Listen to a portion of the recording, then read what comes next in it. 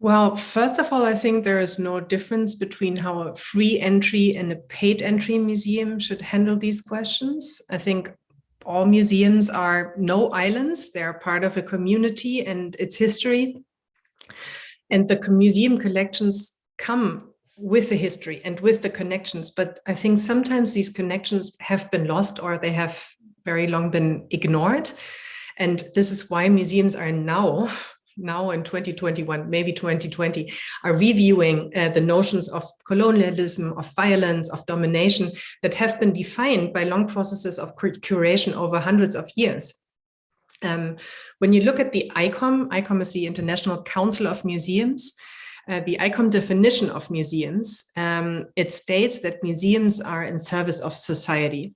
So this connection and the collaboration and the conversation with the community and the public is essential to gain their trust, and in especially these matters, sometimes to gain the trust back.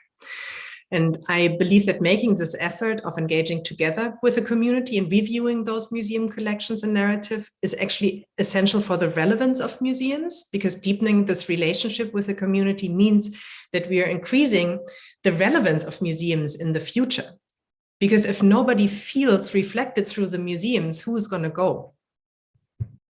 I think that's a very, very good point. I think that especially the colonial art, we have to face the fact that this is stolen art.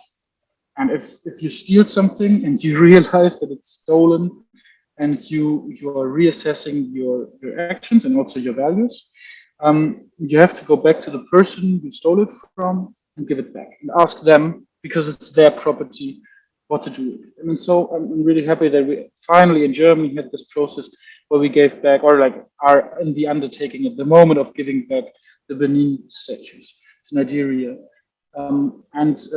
Also France is doing undertaking steps to similar stuff. And I think that's very important for all over Europe to really clarify. Of course, it's hard, to give something back that you also value yourself, but it's just not your own. And I think what the process shows still is that if you are in contact and if you're in friendly contact with those people who this art belongs to in this creations, then they're also willing to give you the opportunity to display it still in your museums at a certain point. But it's them to decide, and I think that's the thing.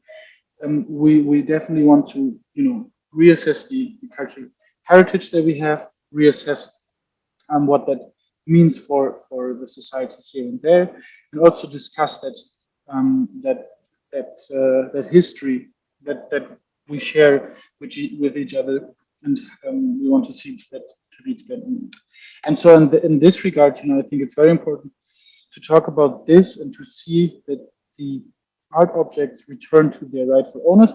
And then, of course, if they agree and we can display them here, that's all fine. That should be done, and we should seize ways to do that.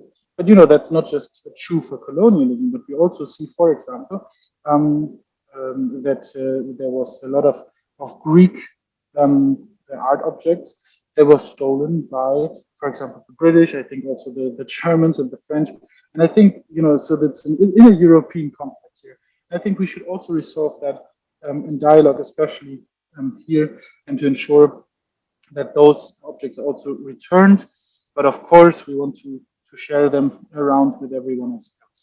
And there are a lot of people saying then our museums are empty and we can't display anything anymore. And I think this is like a really bad reason, because if all your museums are just full because you stole stuff, that doesn't make you a great museum, but just a great depot for stolen stuff.